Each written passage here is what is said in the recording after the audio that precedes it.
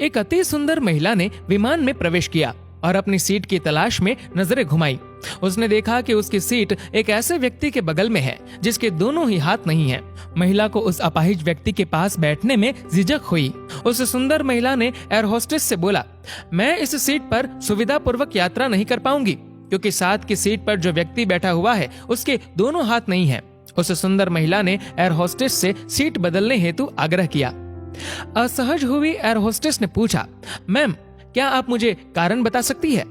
सुंदर महिला ने जवाब दिया, मैं ऐसे लोगों को पसंद नहीं करती और ऐसे व्यक्ति के पास बैठकर मैं यात्रा नहीं कर पाऊंगी। दिखने में पढ़ी लिखी और विनम्र प्रतीत होने वाली महिला की ये बात सुनकर एयर होस्टेस अचंभित हो गई। महिला ने एक बार फिर एयर होस्टेस से जोर देकर कहा कि मैं उस सीट पर नहीं बैठ सकती, अतः मुझे कोई दूसरी सीट दे दी जाए। एयर होस्टेस ने खाली सीट की तलाश में चारों ओर नजर घुमाई पर कोई भी सीट खाली नहीं दिखी।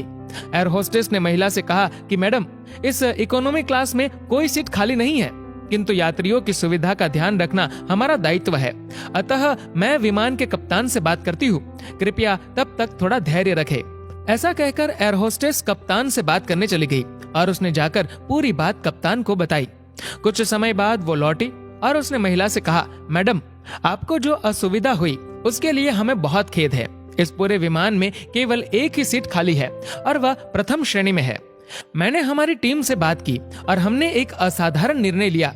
एक यात्री को इकोनॉमी क्लास से प्रथम श्रेणी में भेजने का कार्य हमारी कंपनी के इतिहास में पहली बार हो रहा है। सुंदर महिला अत्यंत प्रसन्न हो गई, किंतु इससे पहले कि वह अपनी प्रतिक्रिया व्यक्त करती और एक शब्द भी बोल पाती, एयर होस्टेस उस अपाहिज और दोनों हाथ विहीन व्यक्ति की ओर बढ़ गई और विनम्रता पूर्वक उनसे पूछा, सर क्या आप प्रथम श्रेणी में जा सकेंगे?